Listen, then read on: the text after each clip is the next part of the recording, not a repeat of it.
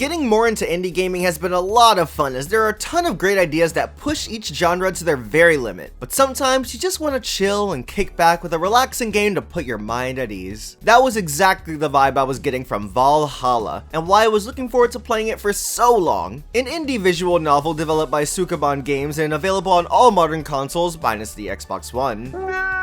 The excellent pixel art and laid-back gameplay with a heavy emphasis on characterization and realistic dialogue seemed right up my alley. As much as I lean towards JRPGs for finding a great balance between an amazing story and deep gameplay, I'm not one to shy away from a game excelling at one or the other. It's why I also love 2D platformers and visual novels. This seemed like an incredibly cozy game that wasn't trying to do too much, but excels at what it was trying to do with flying colors to the point where it doesn't matter. And was that the case? Was the game going for a different vibe than I was expecting? And ultimately, does it do enough to warrant the price tag and can be recommended to you all? Well, to answer that first question immediately, absolutely. No beating around the bush, I fell for this game hard. How so? To answer that, let me explain what exactly Valhalla is, besides a visual novel, of course. The game is known as the cyberpunk bartender action game, quite the mouthful, having you play as female protagonist Jill in Glitch City, an awesome Pokemon remix artist. A city full of corrupt higher-ups and abundant crime. As Jill, you're, well, a bartender, and the bulk of the game consists of you spending time in your job talking to customers, mixing drinks, and changing lives. When not at work, you spend your time in your room reading online articles, maybe even shopping for decorations or extra goodies, and the game will throw some unique set pieces in an optional side game, but this screen right here, about 95% of the game. Some of you may be confused. This is really it? How can the game possibly be engaging and entertaining in any way? Well, that's because the characters you meet and the dialogue exchanged between Jill and whoever finds their way into the bar is diamond tier. This is, simply put, some of the best writing I've had the pleasure of reading in a video game. Every character bounces off one another so well, especially when they interact with Jill. Each line was natural, conversations flowed well, some characters got along better with others, relationships were always a joy to see develop over the course of the story, and I found myself loving and getting to know so many great personalities. You've got Dorothy, a robot prostitute who's very proud of her job, Alma, a hacker who's looking for a decent relationship and loves her family, Gil, who's a goofball with quite the past he sucks at covering up, Donna is super cool and down to earth. I could go on, so I will. Say deserves the freaking world. I don't know how they made me love Anna, but they did. Virgilio, I think it's Virgilio. Virgilio surprised me as well, and before I go on for too long, there's Jill, our lead. I love her, my goodness. Over the course of the game, she never ceased to make me smile with her snarky comments, and her childish sense of humor was real cute. But it wasn't until we started to learn about her insecurities and past that I started to realize, holy crap, I think I'm playing as one of my favorite characters in gaming. And that is such a big deal for me. I absolutely adore well-written characters, and don't throw around the term favorite character in gaming lightly. Heck, I honestly can't even make a full top 10 of my favorite characters in all of gaming because my standards are that high. I've got to really feel like they belong in a potential top 10, but Jill might just be one of the few to crack that list. There's so much to love about her, easily making her my favorite in the game, which is saying a lot with how well this cast was handled. This definitely isn't the last time you'll hear me talk about her, and I'd love to dive into her character much more in depth at some point. If you couldn't tell just through those character descriptions alone, there's a lot of sensitive subject matter discussed in this title, and it doesn't feel the need to censor said themes.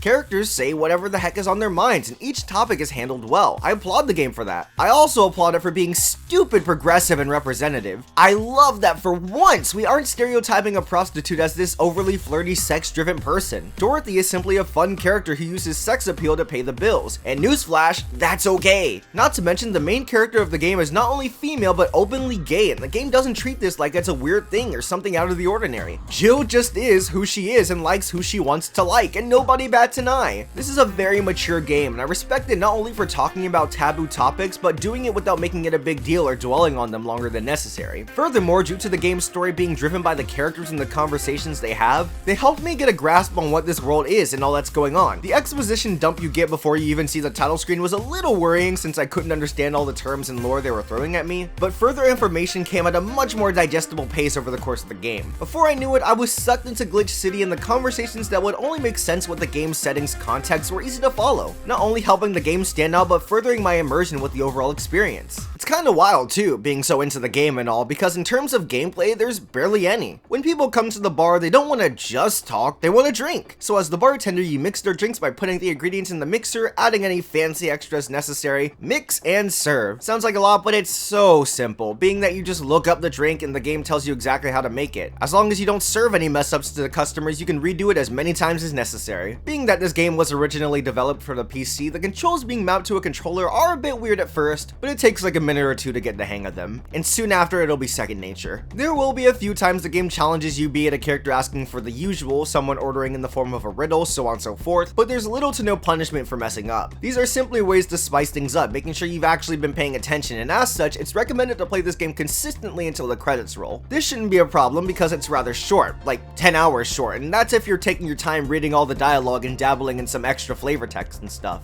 I like mixing drinks and all, as it adds to the game and keeps you engaged by having you actively do something, but honestly, I'd rather keep the conversation going. There are many times where I'd be into everything each character was saying, only for them to be like, 1 second, make me a dihydrogen oxide. I can't speak for everyone, but I was engaged enough just reading what everyone had to say, but I get why it was necessary. I do like it overall for the further immersion. This is a bartender simulator, so you've got to be the one mixing the drinks after all. And regardless, this never takes priority over progressing the game's dialogue. It's just a quick little task and then you're right back in. Plus, it's kind of fun, so how upset can you really be? That being said, if you're someone who prefers to have gameplay over story and would rather be doing more, aka not big on visual novels, this game won't be doing you any favors or anything to change your mind on the genre. As for me, however, I could read these characters chat about anything for minutes on end and be completely satisfied. In fact, the game does that at some points. One moment in particular features Jill and Donna just hanging out, drinking beers, and talking about whatever. The only form of gameplay other than press A to advance dialogue is moving to the right and pressing A to take a sip from your beer if you so choose. This screen and that small hint of interactivity goes on for 20 minutes, but it never felt like that. By the time it ended, I was honestly shocked it was over. It felt more like 5 minutes to me, and that's a testament for how engaging and solid this game's writing is. The cherry on top all of this, the presentation. There's been a bit of an oversaturation of pixel art for indie games, and even though the style is still visually appealing, it takes a bit to stand out amongst the crowd. Thankfully, this game does take the extra step forward, and thanks to that, it's beautiful. The anime influence in combination with the soothing color palette are what make the game as great to look at as it is. Everything is so smooth, soft, and animated. Every character has a bunch of different expressions, so you always know how they're feeling at a given moment. The UI is clean and never once broke my immersion with the game, and when you're chilling in your room, your cute little chibi sprite is so great. There's not a frame in the game that isn't made of pixels, so the game's visuals help the game's immersion even further. And guys, this soundtrack, so mellow, so catchy, so memorable, and most of all, so good. I listen to this OST on my free time so much now. Love that you can set your playlist before every shift and after the intermission to have full control over what's become one of my favorite soundtracks. Heck, this game seems to have a lot of stuff I consider among my favorites. This video has been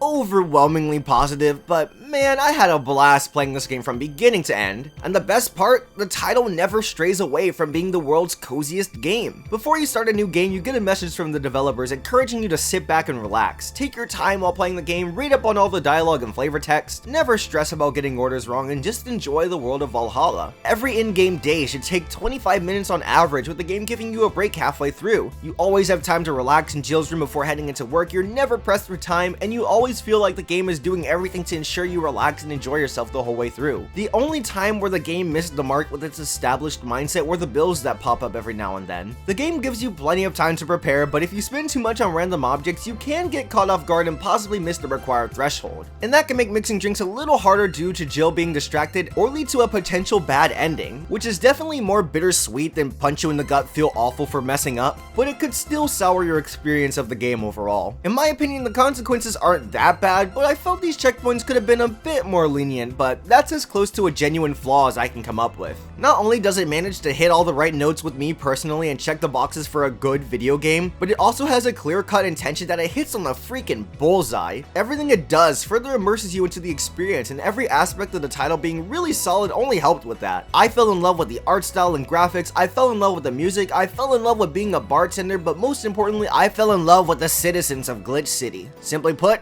I fell in love with Valhalla, and despite my high expectations, the game ended up being better than I could have imagined, and I never wanted it to end, which is the biggest sign that I was having a great time. This game was as memorable an experience as it was an excellent one, and I'm so glad I finally got to play what's become one of my favorite indie titles. Thank you for watching the video. This game's one of my favorites I played this year, so I'm glad you enjoyed listening to my takes on it. For next time, I think it's about time I wrap up a series barely anyone in my audience cares about, but it's been bothering me having it half done, so I might as well do it, right? What exactly am I talking about? Well, if you're watching this as it goes public, you can find out right now on my Patreon and watch said review for just $1, so I mean, why not? If anything, sharing around this video and dropping a like is greatly appreciated, but like, I'm just saying, you could even get thanked at the end of my video, just like the following bank dudes, aka the greatest people ever. Thank you so much for believing in my content enough to donate. Shoutouts to Alex520, Cleric Eric, Comic Foil, Corbett, Finaru, Floragrar, ForeverViz8, Gaius, Gentleman Gamer, Jacob Horner, James V, Katie, Kiara Loveday, Campy7, Ludom James 115, Logan, Max Hockman, Mitchie, Mongo, Neolab, Renegade Master, Scott Appleman, Soul, Soracat, Steve Appleman, Tex-Mex, and Xenolith. I love you all, and seriously, thank you for giving my video a watch. Whatever it is we're doing next time, I hope to see you then. Until then, bye-bye!